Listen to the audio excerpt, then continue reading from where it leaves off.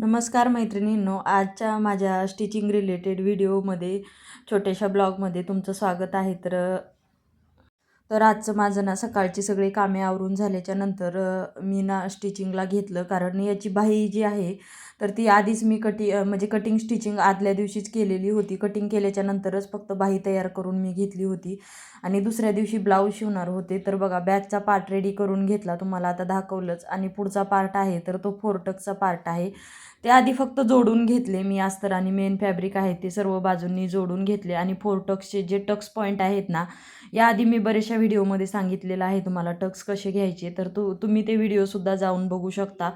तर टक्सची मार्किंग करून घेतली सर्व बाजूंनी एका पार्टला, आणि दुसरा पार्ट त्यावरती अशा पद्धतीने ठेवून घेतला. आणि वरच्या हाताने फक्त टप केलं, खालच्या साईडला उमटलं जातं. मग उमटल्याच्या नंतर फक्त हाताने आपल्याला मार्किंग करून घ्यायची, कारण दोन्ही साईडला वेगवेगळे होत नाहीत आणि एकसारखे टक्स होतात. तर अशा पद्धतीने खालच्या साईडचा टक्स मी कधीही 1.5 इंचाचा देते, म्हणजे टोटल टक्स हा 1.5 इंचाचा तयार होतो. पाऊण पाऊण इंच टक्स घ्यायचा. तर अशा पद्धतीने मी हा टक्स घेतला. दुसरे बाकीचे टक्स जे आहेत ना, तर ते अर्धा इंचाचे टक्स घ्यायचे.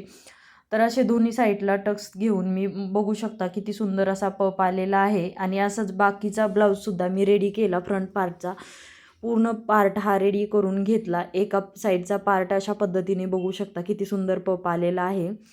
तर खालच्या साईडला योगपट्टी वगैरे जोडून घेतली, दोन्हीही जोडलं. पूर्ण ब्लाऊज माझा रेडी झाल्याच्या नंतर म्हटलं फिटिंगच्या टायमिंगला व्हिडिओ दाखवावा. तर बघा, पूर्ण ब्लाऊज रेडी झाल्याच्या नंतर ना मी बरोबर साईडने फोल्ड केलं, परत आतून फोल्ड करून एक टीप टाकून घेतली आणि यानंतर फिटिंग टाकायला घेते. तर ब्लाऊजच्या मापाची जी वही आहे ना, तर ती घेतली मी, अशी समोर ठेवून घेत असते. आणि समोर ठेवून घेतल्याच्या नंतर जेवढी बाही आहे, दंडघेर आहे, बाहीच्या मापामध्ये ना बाहीचं माप लिहिलेलं नव्हतं, तर मी ब्लाऊजचं माप घेतलं. बाकी जे फिटिंगचा मोंडा म्हणा, छातीचं माप ते लिहून ठेवलेलं होतं. आणि कमरेचं माप मी पूर्ण कंबर मोजते आणि त्यातून चौथा भाग घेते, जेवढा राहतो तेवढं. 4 भाग होतात ना, तर ते त्यात 1.25 यामध्ये राहिलं होतं. तर तशा पद्धतीने मी फिटिंग करत असते. तर फिटिंग माझ्या ना बाबतीत नेहमी असं होतं ना, ब्लाऊज पूर्ण स्टिच झाला फिटिंगच्या टायमिंगला म्हणा किंवा बाही जोडायच्या टायमिंगला, कधी कधी तर फिटिंगच्या फक्त 2 जरी टिप राहिल्या ना, नेमका त्याच टायमिंगला दोरा संपतो. नेहमी माझ्या प्रत्येक ब्लाऊजमध्ये माझ्याकडनं हे होतंच. ते मला आता सवयच झालेली आहे. थोडा ब्लाऊज राहिला की बॉबिनमधला दोरा हा संपतोच. त्यामुळे ना मी आता काय करते, आहे सवयच लागलेली आहे. मी किती जास्त जरी भरला ना, तरी तसं माझ्या बाबतीत तरी होतं. तुमच्या बाबतीत होतं का, मला नक्की कमेंट करून सांगा. तर बघू शकता, यानंतर मी फिटिंगच्या टिप टाकून घेतल्या आणि व्यवस्थित असे दोन्ही साईडला आधी फिटिंगच्या टिप टाकून घ्यायच्या. दुसऱ्या साईडला सुद्धा मी अशीच फिटिंगची टिप टाकून घेतली आणि दोन्ही साईडला फिटिंगच्या टिप टाकल्याच्या नंतर त्याच्या बरोबरीनंच 2-2, 3-3 टिप टाकून घ्यायच्या.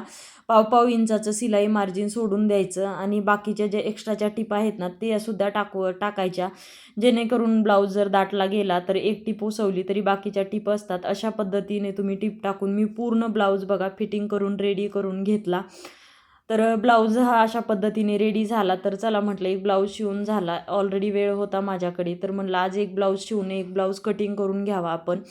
तर हा ब्लाऊज शिवून झाला की मग मी लगेचच आवरायला घेतलं. या ब्लाऊजचं बघू शकता, चेक केला एकदा बरोबर आलाय का वगैरे. आणि यानंतर बाकीचं आवरून घेतलं. तर कामे हे जे आहेत ना, मी ब्लाऊज ना पूर्ण कस्टमर येऊन गेल्याशिवाय, त्यांना व्यवस्थित प्रॉपर बसल्याशिवाय ब्लाऊजचे जे तुकडे आहेत तर ते कधीच मी टाकून देत नाही. जे मोठे मोठे तुकडे आहेत तर त्याच्यातले मी बाजूला काढून घेतले. आणि जे बाकीचे त्यातले जे छोटे छोटे तुकडे जे आहेत ब्लाऊजचे ना, तर ते मी टाकून देते कचऱ्यामध्येच. पण जे मोठे आहेत ना, जर कमी जास्त झाला ब्लाऊज, जर बाबा डिझाईनचा असेल तर तुम्ही ते टाकून देऊच नका. जोपर्यंत त्यांचा रिप्लाय येत नाही की ब्लाऊज कसा बसला आहे, काय आहे, किंवा आपल्यासमोरसुद्धा काही कस्टमर ब्लाऊज घालून बघून जातात, तर तसं झाल्याशिवाय तुम्ही ब्लाऊजचा एक तुकडाही टाकून द्यायचा नाही. तर मी जे मोठे मोठे तुकडे होते तर ते मी ठेवले होते व्यवस्थित आणि बघू शकता झाडून वगैरे काढून घेतलं काम आवरण्यासाठी. कारण कटिंगला बसल्याच्या नंतर खाली ना स्वच्छता असलीच पाहिजे. तर त्यासाठी मी व्यवस्थित पुसून वगैरे घेत असते कधीही कटिंगला बसण्याच्या आधी. तर मी तसंच केलेलं आहे. यानंतर अस्तर घेतलं बघा.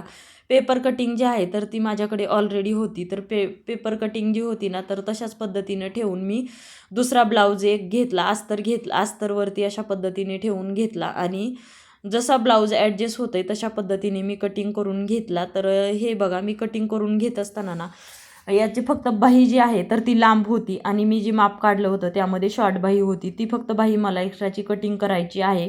याचा स्टिचिंगचा व्हिडिओसुद्धा मी नेक्स्ट व्हिडिओमध्ये तुम्हाला नक्की दाखवील. पूर्ण ब्लाऊज जरी नाही स्टिचिंगचं तरी बाहीची वगैरे फिटिंग कशी करायची तर ती मी प्रॉपर लांब बाहीमध्ये बरोबर दंडात बसली पाहिजे अशा पद्धतीने फिटिंग कशी करायची हा व्हिडिओ तुम्हाला नक्की शेअर करेल, वेळ भेटेल तसा, नाही का. तर बघा, अस्तर जे आहे मार्किंग करून घेतल्याच्या नंतर ना मी कटिंग करून घेतलं. व्यवस्थित कटिंग करून घ्यायचं सर्व बाजूंनी, जसं आपलं मार्किंग आहे तशा पद्धतीने. यानंतर जो बॅकचा पार्ट आहे तर तो मी कटिंग करून घेते. योगपट्टी आहे तर ती कटिंग करून घेते आणि खालच्या साईडला मी बाहीसाठी अस्तर ठेवलेलं आहे. पूर्ण ब्लाऊज म्हटलं आधी कटिंग करून घ्यावा, मागचा पुढचा पार्ट कटिंग करून घेतल्याच्या नंतर म्हटलं बाही कटिंग करून घ्यावी. लगेचच मेन ब्लाऊज पीस आहे तर तो मी घेतला. याच्यावर ना छोटे छोटे बांधणीच्या बुट्ट्या आहेत परंतु त्या व्हिडिओमध्ये व्यवस्थित दिसत नाहीत. डिझाईनचा ब्लाऊज आहे तसा हा छोटी डिझाईन आहे तर ती एवढी व्यवस्थित प्रॉपर लांबून असल्यामुळे दिसत नाही. ब्लाऊज पीस बघू शकता तुम्ही किती चुरगळा झालेला आहे. तर त्यामुळे मी आधी एक लेवलमध्ये दोरे वगैरे कटिंग करून घेतले आणि दोरेही कटिंग केल्याच्या नंतर इस्त्री जी आहे ना तर ती मी गरम करून घेते. लगेचच प्रेस असं करत नाही, प्रॉपर आधी गरम करून घेते आणि मग इस्त्री करायला घेते. कारण इस्त्रीची मला जरा जास्त भीती वाटते जळण्याची वगैरे, तर त्यासाठी मी आधी गरम करून घेतली. आणि बघा अशा पद्धतीने मी ब्लाऊज पीस आहे ना तर तो व्यवस्थित प्रेस करून घेतला. प्रेस करून घेतल्याच्या नंतर त्यावरती बॅक आणि फ्रंट पार्ट योगपट्टी हे आधी ठेवून मी कटिंग करून घेणार आहे. खालच्या साईडला बाही ही जवळजवळ लांबीमध्ये 11 इंचाची होती. तर आता बघा डिझाईन थोडी तुम्हाला दिसतच असेल.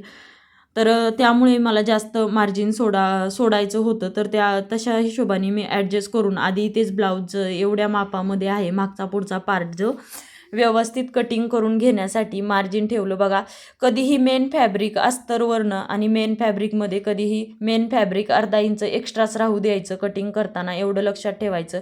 कारण सर्व बाजूंनी थोडं पूर्ण कट्टोकट कधीच कटिंग करायचं नाही, अर्धा इंच एक्स्ट्रा राहू द्यायचं जेणेकरून स्टिचिंगला आपल्याला सोपं जातं. तर अशा पद्धतीने मागचा पुढचा पार्ट योगपट्टी मी कटिंग करून घेतली. आणि बाही जी आहे तर ती म्हटलं आता बघू, बाही आहे तर ती मी लास्टला कटिंगसाठी ठेवली होती. तर अशा पद्धतीने आधी हे 3 पार्ट मी कटिंग करून घेतले. जी योगपट्टी वगैरे आहे तर ते कटिंग करून घेतलं. आणि बाही जी आहे लांबी आणि रुंदीमध्ये किती भरती हे एकदा मेन फॅब्रिक किती भरतंय ते चेक करून घेतलं. कारण मला त्या ताईंनी सांगितलं होतं, माझ्याकडे भरपूर त्यांनी माझ्याकडनं 9 ते 10 ब्लाऊज जवळजवळ शिवून नेले. तर त्यांनी मला असं सांगितलं होतं की जो ब्लाऊज पीस ना लांब बाहीमध्ये बसत नाही तर त्यासाठी तुम्ही छोटी बाही शिवा आणि ज्याच्यात बसतंय त्याच्यात मोठी बाही शिवा, अशा पद्धतीनं मला आधीच सांगितलेलं होतं. तर त्यामुळे मी फक्त चेक केलं की बाबा लांबी रुंदीमध्ये ब्लाऊज बसते का. तर तसा हा पीस मोठा होता आणि 34 चेस्टचं त्यांचं माप होतं. तर त्यामुळे हा ब्लाऊज बरोबर बसला. जवळजवळ मला 12 इंच लांबी लागत होती. कारण पाऊण इंच मी सिलाई मार्जिन घेत असते. अस्तरच्या बाहीमध्ये अर्धा इंच मी कधी सिलाई मार्जिन घेत नाही, पाऊण इंच 1 इंच असंच मी मार्जिन घेत असते.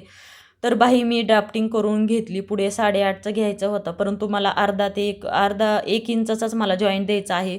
पण तो मी 1 इंचाचा जॉईंट देणार आहे. त्यामुळे मी तिथं मोंडा खोली घेतल्याच्या नंतर अर्धा इंचाची तिथे मार्किंग करून घेतली आणि पुढे 1 इंच जे आपल्याला जॉईंटमध्ये घ्यायचं आहे. आणि अशा पद्धतीने मी बाहीची मार्किंग करून घेतली. बघू शकता तुम्ही, आधी अस्तरवरती बाहीची मार्किंग व्यवस्थित प्रॉपर करून घेतली.